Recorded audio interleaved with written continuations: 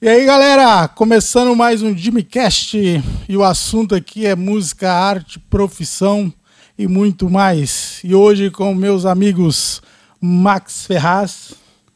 E aí, Max? E aí, Jimmy, boa tarde. Boa noite. Prazer estar aqui falando com você. Bom dia, boa tarde, é tudo junto. Prazer estar aqui aceitando o seu convite para a gente falar de arte. E falar de arte para a gente é um prazer que a gente vive de arte, respira a arte, apesar de fazer outras coisas também, mas a arte ainda é o carro-chefe. E para nós é sempre um orgulho falar de arte. Muito bem.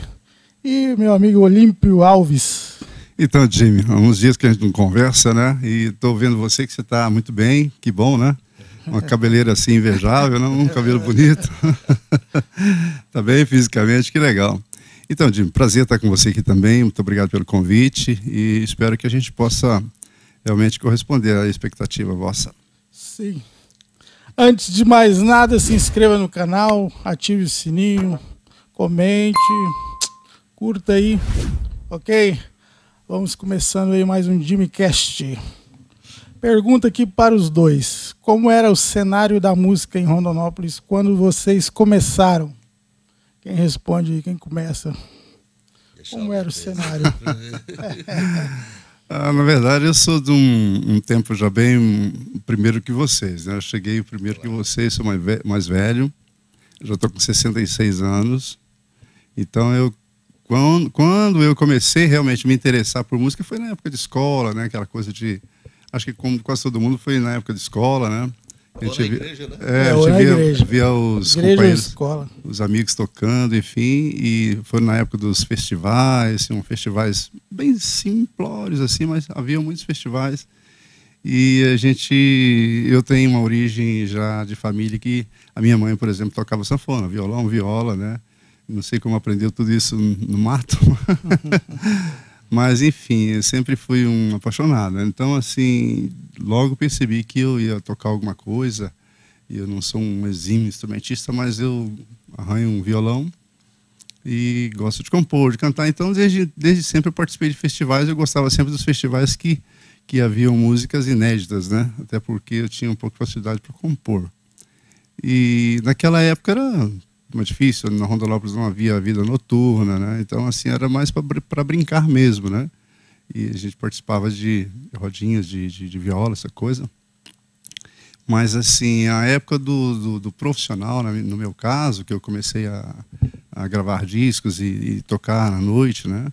Ainda era muito difícil, que nós não tínhamos também hoje, como nós temos a internet, que ajuda bastante. Era no pezão mesmo, viajando de cidade para cidade para tentar divulgar disco, era um corre danado.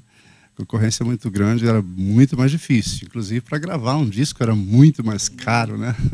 Eu me lembro que o meu primeiro disco, eu gravei, no caso, 4, né? 2 LPs e 2 CDs. E quando fui gravar o meu primeiro disco, eu tive 34 patrocinadores, empresários, que deram uma ajuda substancial. E assim, ainda não deu para pagar tudo. Era bem caro, né? Hoje está um pouco mais fácil a produção do CD, no caso, né? Mas, enfim, foi uma época difícil, né? Que aí, de lá para cá, muita coisa aconteceu, houveram muitas mudanças, né? E de LP passou para CD, depois tem a tal do como que chama aquele menorzinho, MT, que fala, tinha aí uma série de coisas que já mudaram, e hoje em dia nem CD não está praticamente tocando mais, o pendrive, enfim. Mudou muita coisa, né? Hoje. Aí hoje tem a Rondonópolis, já tem a vida noturna, onde tem muita gente que já tem a oportunidade de se apresentar profissionalmente, então, de ganhar algum dinheiro. Mas eu já falei muito, deixa o Max complementar. Max. Olha, de igual modo, do Olímpia, a gente também não teve brancas nuvens, não. A gente enfrentou muita poeira, enfrentou muita dificuldade para se viver de música. Na realidade, eu sempre toquei em banda e a gente corria o trecho mesmo, né? Tesouro, Guiratinga, Poxoréu, vários carnavais em Poxoréu, Paranatinga, essa região toda aí. E a dificuldade nossa é que nós não tínhamos acesso à informação tal qual se estabeleceu hoje para essa geração. Eu me lembro muito bem O cara que me ensinou 3 escalas musical foi o Jorge Morel. E eu morava no Jardim Mato Grosso e o Jorge Morel no final do Jardim Iguaçu. Ele me ensinava as escalas, eu sou ruim de memória, chegava em casa e esquecia as escalas. Né? E voltava na casa dele para reaprender. Né? Eu quero agradecer muito a ele, que foi o cara que me startou na música, tenho ele como um mestre. E a gente acabou tocando junto mais tarde. E aí a gente vai passando por várias nuances. Né? Eu nasci em banda, tocando baile mesmo, na época da lambada ainda, aquele Pinduca, aquele que canta... Oi? Beto Barbosa. Beto Barbosa, essa galera toda aí. Então, eu nasci ali no começo da lambada. Amado Batista, essa galera toda. Mas, assim, a gente foi muito feliz, a gente divertiu muito, riu muito, continuamos rindo ainda das nossas peripécias do passado. Mas, assim, como a pergunta como é que foi para vocês, o nosso berço musical, Rondonópolis, é um celeiro de artistas. Você vê artistas de todos os ritmos, de todas as nuances possíveis, com potenciais inimagináveis. Né? Eu sempre bato nessa tecla que nós temos que criar política pública para a música, para o teatro, para todas essas artes aí. E eu acho que se as políticas públicas tivessem nos acudido, o sofrimento era menor, respondendo a sua pergunta. Né? Mas a cultura nunca foi pensada. Agora que a gente começa a acordar, dar os primeiros passos. Mas eu vou dizer assim, tivemos dificuldade, só para sintetizar a sua pergunta, tivemos. Mas também fomos muito felizes. Época boa. Boa, muito boa. Descobertas. Descobertas, bem ressaltado pelo Olímpio aí. E as descobertas é que nos constituíram até hoje, né? Foi elas que nos fizeram tornar músico de instrumentista, como o Olímpio é um exímio cantor. Eu estudava em Goiânia, cara, e um dia eu achei uma fitinha jogada lá. E estava Rondonópolis. Eu toquei, apareceu ele cantando Rondonópolis. Aí eu chorei de emoção. Goiânia foi também um berço musical muito bom pra gente. Eu toquei bastante lá, com o Roxinho de Goiás, aquele que compôs. Lembro do cara, mas não lembro da... Hamilton Lamas, a gente fez baile com ele para aquela região. E o Olímpio é uma referência para a nossa cidade. Eu vou até tomar essa voz dele, porque é fácil você falar das coisas depois que elas vão embora, mas eu gosto de falar das coisas enquanto elas existem.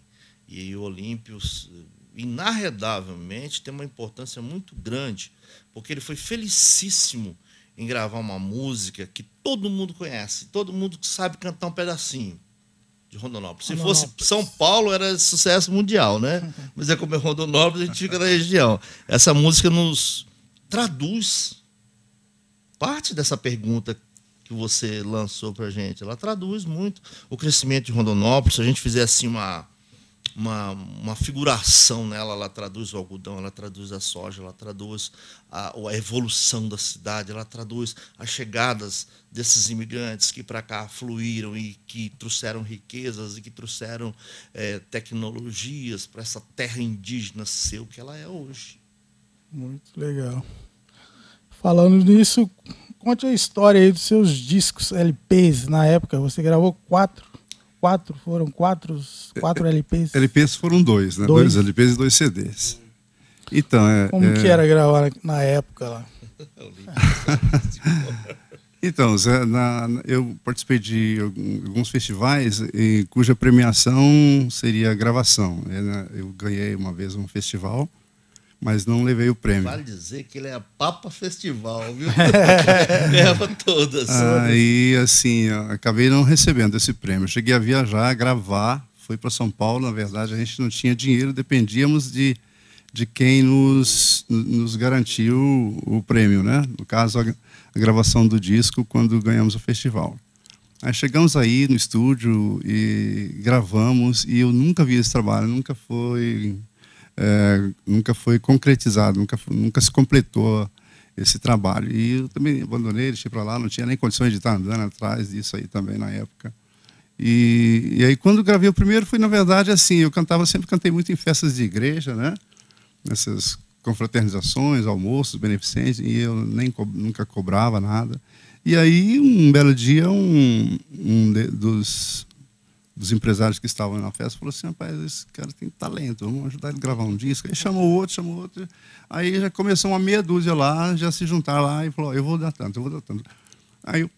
Aí só que aquele tanto era o tipo assim, 20% do que precisava, do que seria necessário. Aí, mas foi o anzol que o cara deu, porque aí, com aquele 20% que eu já tinha, fui obrigado a correr atrás do restante, né? Aí, com muito custo, nós conseguimos. Aí gravei o primeiro e foi assim, eu gosto demais porque eu coloquei minha alma naquele disco, né? Porque eu tinha muitas composições, eu sempre cantei música romântica, gostei de explorar falsetes misturado com um pouco de graves, assim. Então, enfim, é até bem característico de quem ganha festival. Festival, normalmente, quem ganha festival é quem explora mais vozes do que instrumental, né? E tenta fazer mesclar com graves e agudos, enfim. Então, eu sempre pensava assim e acabava sempre quase que me sagrando sempre um dos vencedores.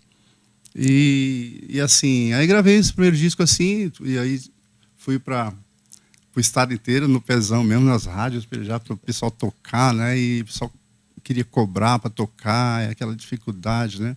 Pouca gente recebia seu disco e para tocar sem cobrar alguma coisa, sabe? Então é muito difícil. Jabá, né? É.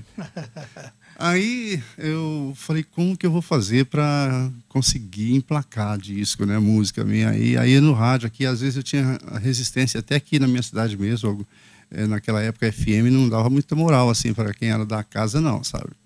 Hoje quebrou-se um pouco isso, mas assim, eu tive nãos assim na cara. Falei, não vou tocar seu disco, não tem qualidade. E eu até falei, mas se você não tocar, eu não vou chegar na qualidade nunca, eu preciso me dar uma oportunidade.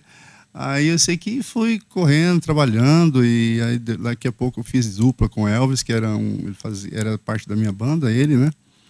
E depois gravamos mais um, aí já foi meio por conta própria, né? Já conseguimos ganhar algum dinheirinho e tal, correndo aqui no estado inteiro, e dificuldade, transportando som, aquele caminhão velho para levar nosso som, às vezes chegava, às vezes não.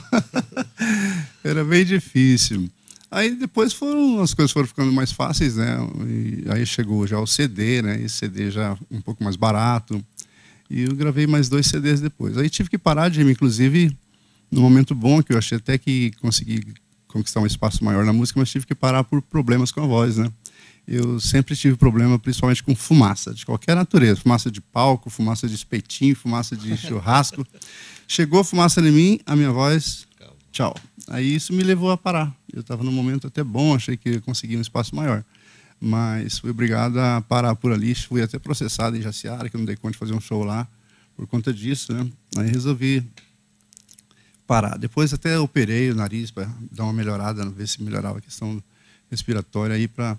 Mas o problema era mais grave ainda. Não melhorou muita coisa, não. Até hoje eu tenho problema, mas assim, eu canto hoje, mas só brincando mesmo. Parei mesmo, porque já estou com 90 anos também, né? 90. E o Max também tem os seus CDs, histórias. Na realidade, eu fiz vários CDs. Vários. Eu fiz um CD de lambadão. Não, de rasqueado primeiro. Um CD com 18 faixas de rasqueado. Falando das histórias, né? Inclusive teve uma música do finado Martim Irala também, que ele ia gravar, mas eu incorporei o Cuiabanês, segundo ele, melhor que ele. Não, coloca essa faixa aí. Eu gravei esse CD, recebi uma cópia do estúdio, tirei umas 10, 15 cópias e tá mais na mão dos amigos. Eu até procurei para trazer para você, mas não encontrei, não tem. E depois eu gravei um CD com a dupla Ricardo e Patrick. Furacão do Forró. O Furacão do Forró. É verdade, Furacão do Forró. E nós tivemos um aporte da Lei Juca Lemos. Ganhamos, se não me engano, R$8.000, que ainda é captado. Você recebia uma carta da Secretaria de Cultura e saía captando. Nós conseguimos captar, acho que R$5.000, gastando 16 para gravar o CD. Eu estava lá nesse Você CD. estava lá, você fez guitarra para nós, guitarrou o CD inteiro para gente. E era uma dupla assim que, para a época, ela tinha até uma certa tinha um norte para o sucesso, se ela fosse bem trabalhada, se as músicas tivessem gravado em São Paulo. Que a gente não tinha, momento. Nós não tínhamos. Agora que nós temos condições de gravar, fazer bons CDs de Rondonópolis, na época a gente era precário, né? Nossos equipamentos eram precários. Mas ainda assim, nós fomos tocados nas rádios, fizemos bastante shows, fomos até convidados pelo Marcos Brasil para fazer parte de uma faixa dele, mas no dia que ele me ligou, a dupla já havia acabado, né? Então nós perdemos uma grande chance de estar no cenário nacional junto com o Marcos Brasil. Mas depois eu gravei um outro CD também, né? E esse aqui, Max Ferraz, eu trouxe a titularidade de Furacão do Forró, que é um CD de forrozinho, mas já com uma linguagem mais jovem, ali, aquela linguagem fala mansa, aquelas batidas mais do Sudeste ali. E também nunca lancei o CD. Esse é o detalhe. Porque, como o Olímpio bem disse, eu sublinho, é difícil você pegar um produto, sair com ele nas costas de porta em porta, né?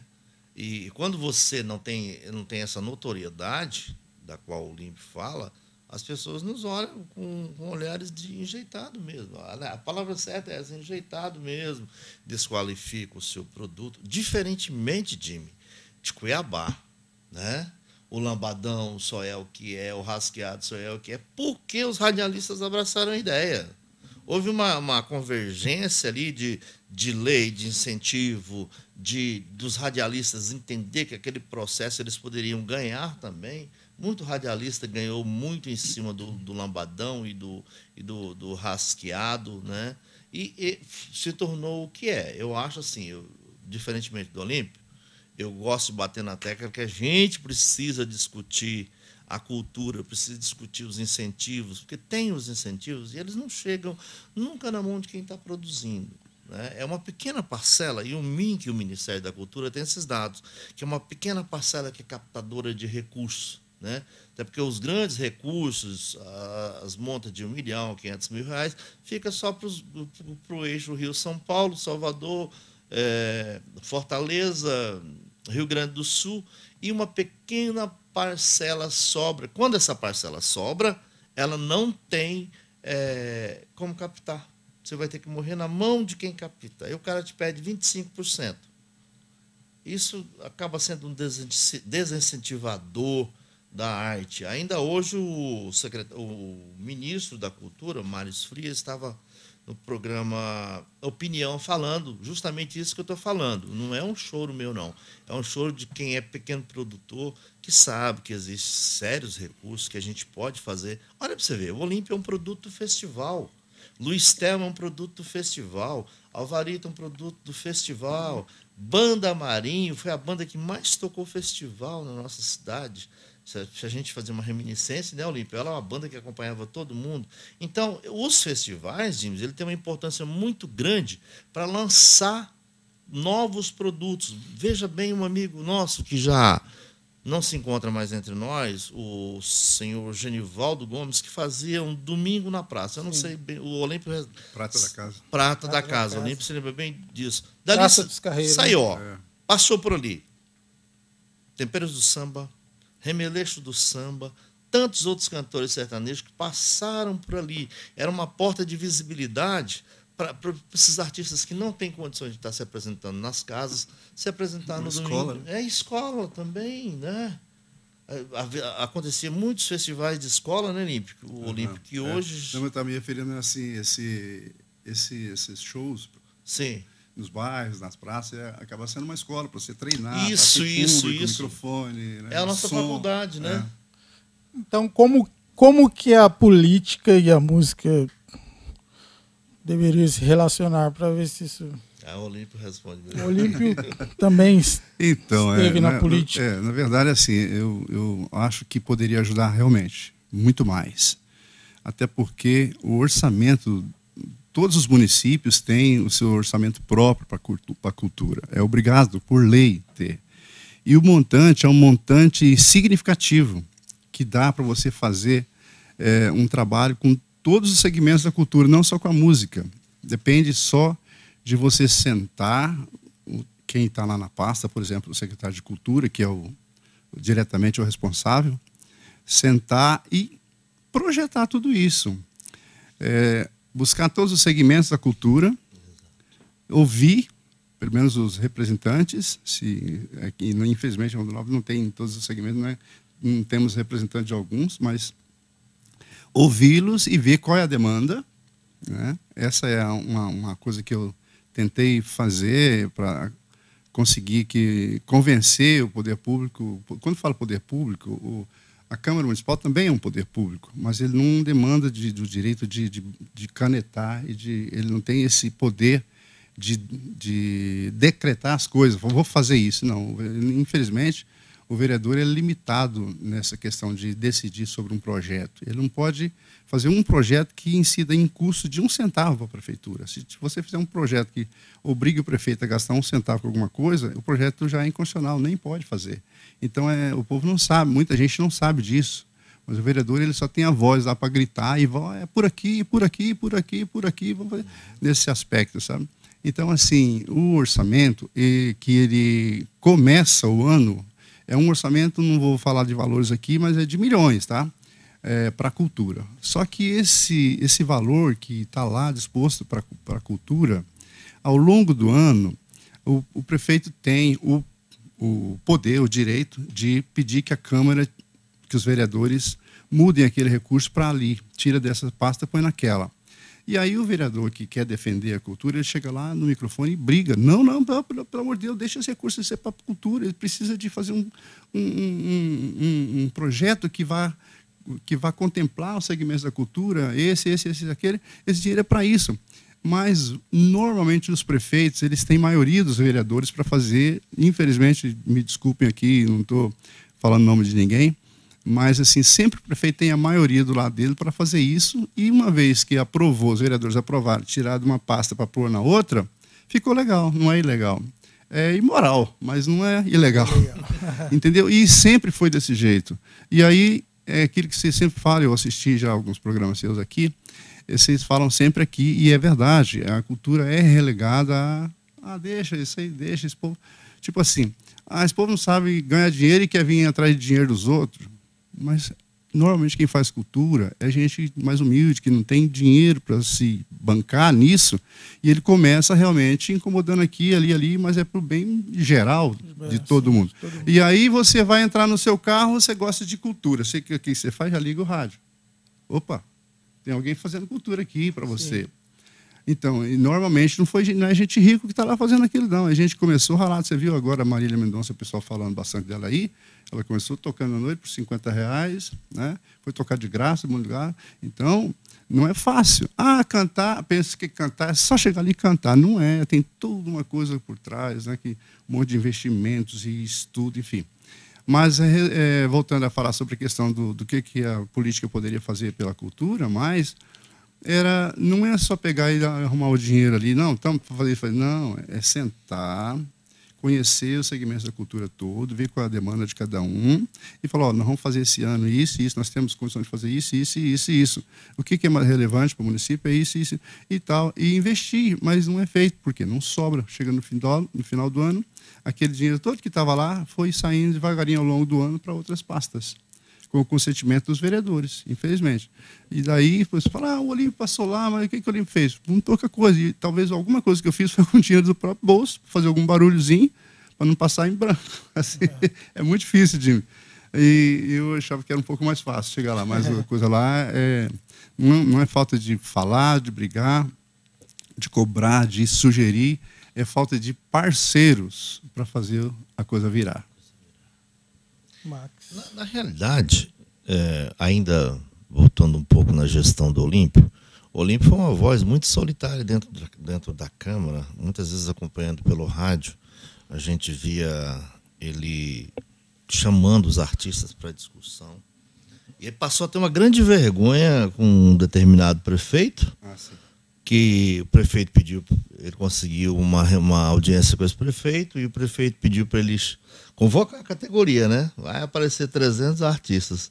Apareceu quantos ali? 5, 6, 10, 8 pessoas, e o prefeito foi embora da reunião, disse para ele que aquilo não era demanda. Então parece que a cultura ela não tem uma demanda. Eu acho que ela não tem uma união de esforços de participação pública. O que teria que ser feito, então, aqui embaixo, então, nesse grupo de músicos da cultura, antes de chegar lá? Então, tipo assim, teve a reunião, mas ninguém foi. Posso? Pode. Quer ver? Uma vez eu me lembro que eu chamei o Max até para me ajudar um tempo na assessoria. Falei, Max, eu preciso de uma pessoa com o seu cabedal aí para a gente reunir esse povo, para a gente conversar com eles, para a gente explicar como é que funciona, que é para a gente ficar forte, para todo mundo, porque normalmente eleger um cara, pega uma pedra, agora é com ele, se não for, vai ficar pedra. Não, tem que ser assim não. Ô, fulano, você está eleito agora você precisa de nós, você conta com nós, estamos juntos aí para fazer a... Então deveria ser assim. Aí o Max e eu tentamos algumas reuniões, nós não conseguimos também. Foi um gatinho pingado mesmo, sabe? E, assim, é complicado, porque até talvez pelo próprio descrédito, dos anos a fio, assim, de não vendo acontecer as coisas, né? Mas, assim, normalmente, o Jimmy, o artista, muitos artistas, vamos colocar entre aspas aqui, né? Porque cada um tem um pouco é um pouco dono da verdade, sabe? Vamos falar também essa parte aqui que é um pouco doída, mas a gente tem que falar. Cada um tem sua crítica para fazer. Né? Eu me lembro que o meu amigo Martim, saudoso Martim, que Deus o tenha, que era meu amigo particular, um dia me encontrou na rua e falou, Olímpio, eu era vereador, a nossa cultura, Olímpio. Eu falei assim, o que tem a nossa cultura, Martim? A nossa cultura. Eu falei, sim, mas o que é que você queria saber da... Então, quase sempre a crítica vem na hora, mas não tem uma proposição, sabe uma coisa que você conheça lá dentro, como é que funciona. Não conhece como funciona lá dentro, né? Aí, como o Max falou agora, né? Eu me lembro que o prefeito, não vamos citar nome, mas eu fui cobrar dele que tinha que dar um jeito de quebrar esse paradigma aí, vamos colocar assim, né? Aí ele, tá bom, reúne esse povo lá para mim, então, lá, marca uma data aí e tal. Aí eu fiquei um mês inteiro, rádio, televisão, jornal, telefone, chamando. Aí eu achei que a câmara ia estar cheia. Aí foram 8 pessoas. Aí ele chegou lá e ainda tirou um barato comigo. Ele falou assim, cadê o povo? Vocês se organizam primeiro, depois você me chama. Tchau. E foi embora. Aí, acho que ele estava certo, né? O que eu vou fazer, né? Então, assim, é difícil, sabe? Mas, assim, é bem complicado, sabe? Bem complicado você falar como é que vamos fazer para resolver, né? Eu acho também que não é só pegar, não é assim, você chegar e dar uma ajuda ali, isso não vai ajudar, não vai resolver. Agora, se tem um dinheiro na cultura que é para promover cultura, aí caberia ao chefe, no caso, o secretário de Cultura, sentar e fazer um melhor projeto possível para fazer a coisa render positivamente para a cidade como um todo, para fazer crescer a cultura ali no município. Né? Por exemplo, eu fiz um projetinho de lei uma vez, eu estou falando mais que o Max. Não, tá tranquilo, é isso. Eu fiz um projeto de lei só para tentar ajudar, assim, que era criando o recreio musical na escola. Mas não é só para ter música lá, de qualquer jeito. Músicas de qualidade. Sim, importante. Que era no recreio, pode ser na chegada dos alunos também, né? Aí, quando eu coloquei lá que poderia ser remunerado também, de alguma forma, não. Pagar não. Gente, como é que você vai... Alguma coisa o cara gasta para ir lá cantar. Gasolina para chegar até lá, uma roupa que ele pôs. Tudo tem um gasto, instrumento, queima, estraga. Mas não, ainda falou que vai pagar alguma coisinha, já está fora, sabe? Então, como eu não podia fazer um projeto que incidisse em custo, eu fiz um projeto autorizativo, porque fica a Prefeitura Municipal autorizado a contratar e remunerar. Então, que quando você está só autorizando, ele não está obrigado a fazer, ele faz se ele quiser também, mas não fez. E ele fez. O projeto foi aprovado e tudo, mas não rolou. Então, assim, são coisas pequenas que poderiam começar a desencadear uma coisa maior, mais bonita, porque, infelizmente, você chega em algumas escolas, eu fico vergonha de que eu escuto cantando lá as músicas, sabe? Com todo respeito, não é generalizando, mas, assim, normalmente são músicas bem, assim, que desqualifica, sabe? Realmente, é um assunto... Temos bons professores que têm essa visão de que precisa de aplicar músicas que realmente façam a pessoa crescer, né? Não estou generalizando, não. Sim. Max, qual a importância da música autoral na carreira de um artista? Primeiro que se ele emplacar uma música, ele não precisa trabalhar mais, né? Basta ele fazer uma música de sucesso que abriram-se todas as cortinas. Olha, Jimmy, você tocou numa coisa que pouca gente toca, que é a autoria, a composição. Muitas vezes você vê o cantor... Eu vou dar um dado para você. Nós temos uma música cantada pelo cantor Gessé que chama-se Porto Solidão. É, exatamente. Mas se você vê o Zeca Bahia cantar a música, você fala que não tinha probabilidade dela chegar nunca no universo que o Gessé conseguiu instituir. Então, mas quem foi o autor daquelas palavras? Zeca Bahia. Então, veja bem. E o compositor, ele é quase que uma peça invisível dentro do cenário da apresentação da música. Mas, assim, a composição não é para qualquer pessoa. Normalmente são grandes poetas ali incrustados, de alma ferida, que conseguem locubrar isso de certa forma e colocar na mão de bons intérpretes, né? As músicas que fizeram sucesso normalmente não foram cantadas por seus compositores. Nós tivemos só para citando o Olímpio, nós tivemos uma das raras exceções, que foi a Marília, que de compositora se tornou cantora, né, Olímpio? Uhum. E também a dupla Roberto e Erasmo, que são compositores e cantores. Mas a composição, Jimmy, ela é quase que uma... Eu relutava isso, mas quando eu fui estudar o parnasianismo, eu vim entender que a composição era quase que uma epifania mesmo, um encontro com o divino, que em 10, 15 minutos você faz uma canção que vira eterna, ou às vezes leva 10 anos também, mas...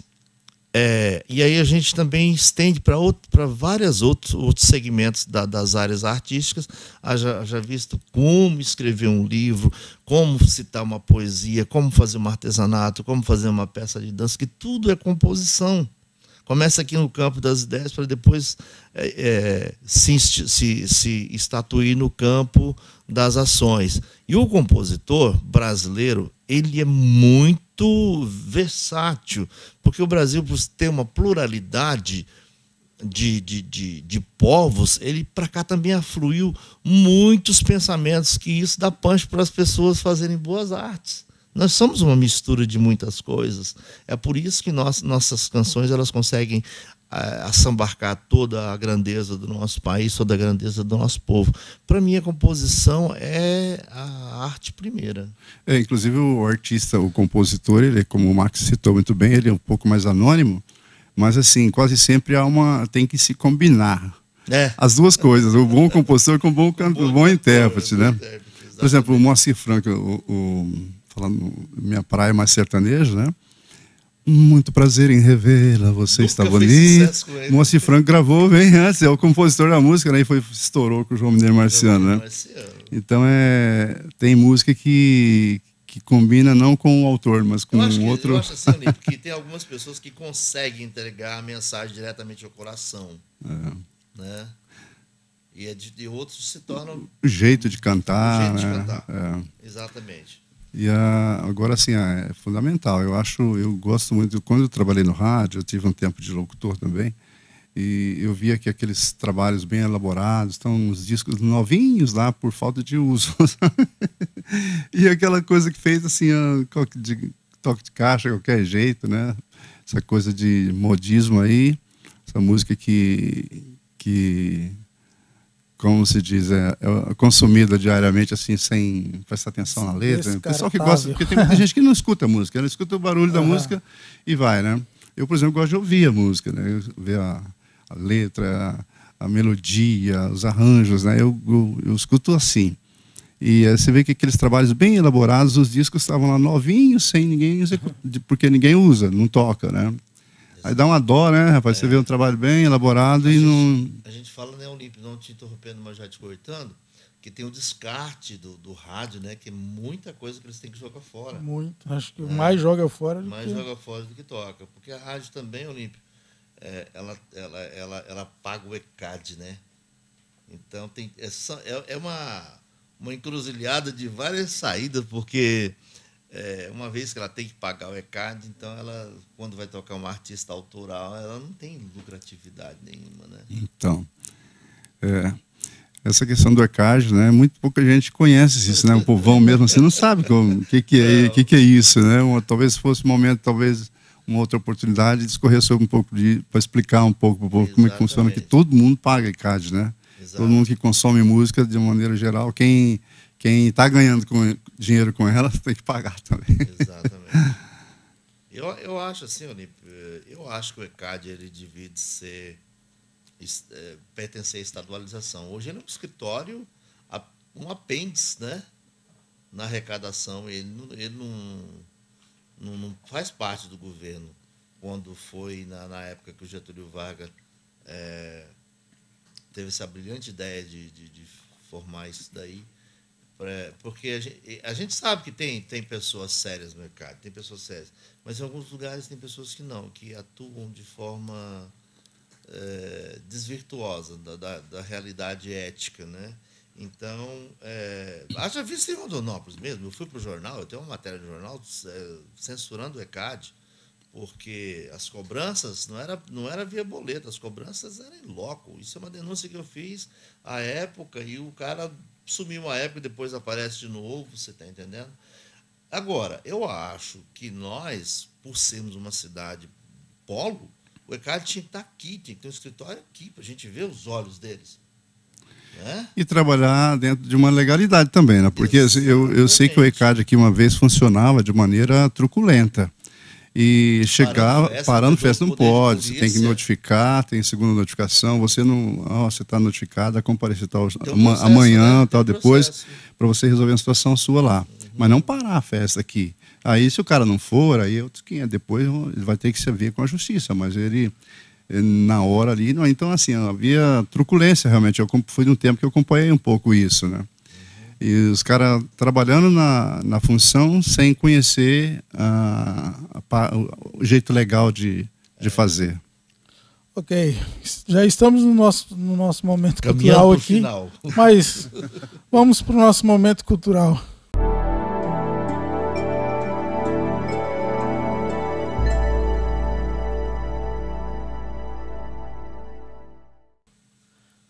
Que trouxe pra gente aí nesse momento?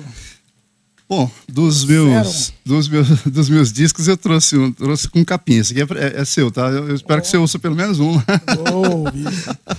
Esse CD Fala aqui... pra ele que dá só rock and roll, ele vai ouvir. Não. Esse CD aqui, Jimmy, na verdade eu fiz um CD para agradar o meu gosto, sabe? Eu fiz uma miscelânea danada aqui. Eu tenho umas músicas românticas sertanejas que foram sucesso lá, mas atrás tenho algumas regravações, umas composições minhas também de música romântica, e eu gravei Roberta, né, que a Roberta é italiana. É italiano, né? E gravei Lovisal e gravei também I'll Try, né, que foi um clássico. Ficou muito legal. Lovisal que eu queria que você ouvisse, tá? Eu ousei. Quem sou eu para cantar?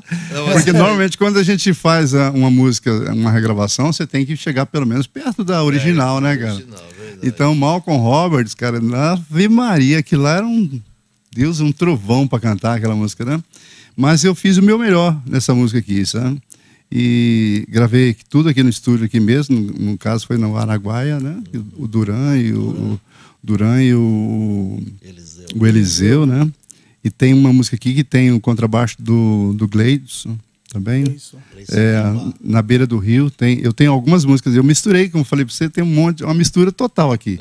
E músicas regionais, aqui eu tenho a música Rondonópolis, que eu regravei, né? Que essa aqui sempre o pessoal, se tivesse disco para vender, estaria vendendo ainda, né? Isso aqui o pessoal gosta demais dela. Tem Na Beira do Rio, que é um sambanejo. Tem A Mais Bela Cidade, que é uma guarani que eu gosto muito também, sabe? Fala de Rondonópolis também. Tem uma do Rio Ararial, que é uma música bem bonita também. Essa do Rio Ararial também em parceria com o Tibiriçá. O Tibiriçá é o meu coautor na música Rondonópolis. Aliás, muita gente me pergunta sobre essa música Rondonópolis se foi eu que compus. Na verdade, eu poderia até falar rapidamente aqui, Jimmy. Dá tempo, não? Sim. O Tibiriçá, ele era gerente do Banco do Brasil e eu trabalhava no Banco Itaú, era tesoureiro lá. E ele ficou sabendo que eu cantava. E ele era um poeta, ele fazia poesias, poemas, mas não cantava, não. Aí ele ficou sabendo que eu cantava, e um dia ele foi num festival que o Banco Itaú mesmo fez, só para... Não festival não, uma brincadeira do Banco Itaú lá, e ele apareceu lá. Aí ele encostou em mim e falou que ele tinha umas poesias, né, que gostou da minha voz e tal, e queria ver a possibilidade de eu estar vendo algumas composições dele, de poesias, para ver se virava música, né? E ele tinha um poema que era a música Rondonópolis, que era só o refrão. Rô, era nem Rondonópolis, era Rô, e eu descobri sou seu irmão. Também corre o Rio Vermelho dentro do meu coração. Depois ele acabou me ajudando ainda na construção de alguns versos mais, que a gente estava trabalhando junto, aí eu falei, eu gostei daquilo, sabe? Porque o refrãozinho já me chamou a atenção na hora. E na época eu cantava com o Martinho. E o Martinho fez... Aí, não, primeiro eu e o Tibiriçá trabalhamos a letra, terminamos a letra, a maior parte da letra, inclusive eu que compus. Eu fui pegando a história que ele me contou, da chegada dele aqui, e fui ajudando a fazer. Aí o Martinho, depois eu mostrei para ele, ele fez um arranjo para a música, e esse arranjo, inclusive, não foi aproveitado, porque lá em São Paulo o maestro mudou lá, eu mandei, o Martinho ficou até bravo comigo, falei, não, mas o maestro lá, a gente manda para lá o cara que cria tudo lá, né? E aí, então aí participei de um festival com essa música, Rondonópolis, a gente ganhou o festival. E então tá aí a música que eu quase não gravei. Aí tem mais música que se fala da cidade aqui, tem Rondonópolis, tem Na Beira do Rio, A Mais Bela Cidade, o Rio Ararial, Baila, Baila Rondonópolis. Isso aqui é um forrozinho que fala dos bailes que tem nos bairros da cidade, fala vários bairros. E tem Mato Grosso Tropical, essa aqui é uma música que eu gosto bastante, porque, modéstia à parte, eu tentei fazer um rasqueado com a banda, mas ficou muito longe disso, não é? A batida é outra. O meu maestro aqui também não pegou bem. E tem História de Fazenda, que é do meu Deus do céu, se eu conseguir ler o nome, faz tanto tempo que eu não falo com ele, que é Aldo Muniz. O cara compõe demais um Papa Festival no estado, chama História de Fazenda, fala de Mato Grosso também. Então tem várias músicas, tem 8 músicas que falam de Rondonópolis, da região. Opa, por favor. Aí. Então esse é um disco que eu gosto bastante, e eu não tenho mais dele, né, assim, para vender. Muita gente ainda me pergunta até hoje onde que acha disco meu. Max. O meu tem Maluco por Você, que é de uma banda lá do Rio Grande do Sul. Tem Conversa de Pingaiada. Tem Tá Com Medo de Amar. Paixão de Sogra, que é uma música do Paulino Verde. Interessante. Gaúcho, exatamente. Coração Sofredor, que é do Zé Henrique, né? Nosso compositor Zé Henrique Gabriel. Tem o Chamego da Loirinha, de quem que é? Do Olímpio Alves. Do Olímpio Alves. Eita, doido. Louco por Você, que é do Carlos Cola. Menininha, que é uma música minha que eu fiz para Maria Antônia, minha filha. Vamos Cotear, que é um lambadão tocado de guitarra. Esse você vai ouvir. O Nilton gosta muito dela. Vou ouvir esse aí e com o Nilton. Pegar no Laço, que é de um compositor nosso chamado Jair Ramalho. Hoje ele trabalha com técnica de celulares. Um cara que tem muitas composições. E foi um CD muito, eu achei bem legal. A gente ainda toca. É também seu. A capa aí dá para trabalhar na Globo, viu? É seu também. Aliás, o último, né? Esse é seu. Opa, exatamente. Hoje saí no lucro aqui. Muito bom. Você não tem nem a capa dele lá mais? Esse é o último exemplar. Você tem que fazer uma foto. Eu vou fazer mais uma tiragem agora. Uma foto dessa aqui, bem feitinha, para você reproduzir depois. Não, lá em Goiânia tá arquivado. Ok, vamos para o nosso jogo rápido. Um cantor. Um cantor? Rapaz, isso pode ser de todos os tempos? Pode, qualquer um. Moço do céu. Do sertanejo, eu sempre, até porque eu comecei me inspirando na forma dele cantar, é o Marciano, né, que já faleceu ano passado, né?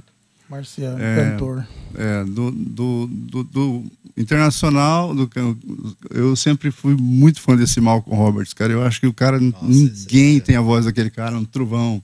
Ele era pugilista, ele parou para cantar, o cara...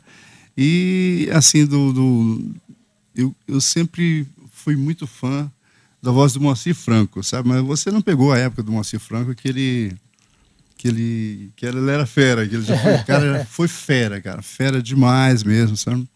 Corro tanto pra chegar, então eu paro sem saber se devo entrar. Rapaz, o cara, nossa, eu viajo ouvindo o Moacir Franco, quando aquelas músicas antigas dele, sabe? Hoje ele tá velhinho, o pessoal olha pra ele assim e fala, e quem é esse doido aí, meu Deus? Mas o cara, eu gostava demais. Um cantor, Max, jogo rápido. Eu sou da Anitta pra cá, né, cara?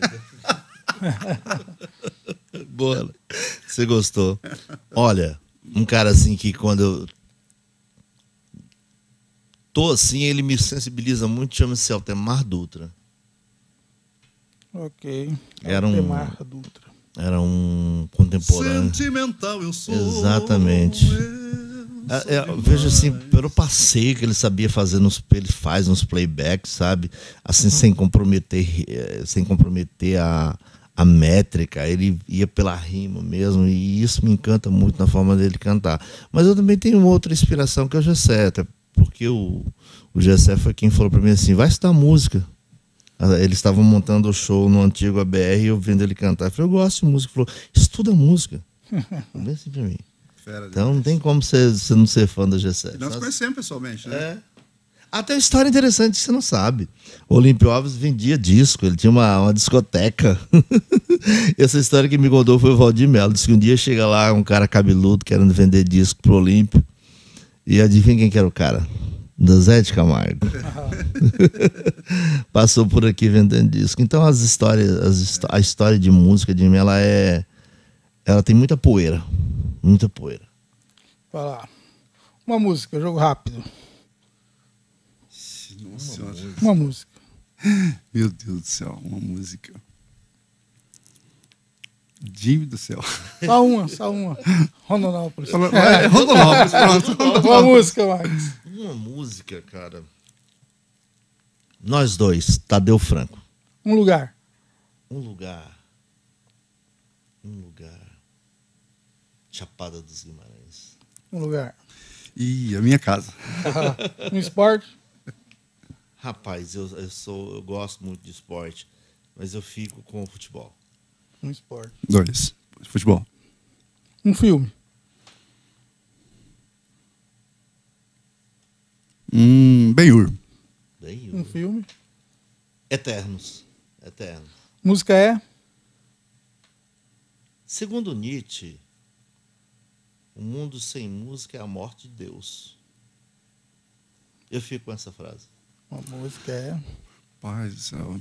Alegria, inspiração. Tudo, né? Família é?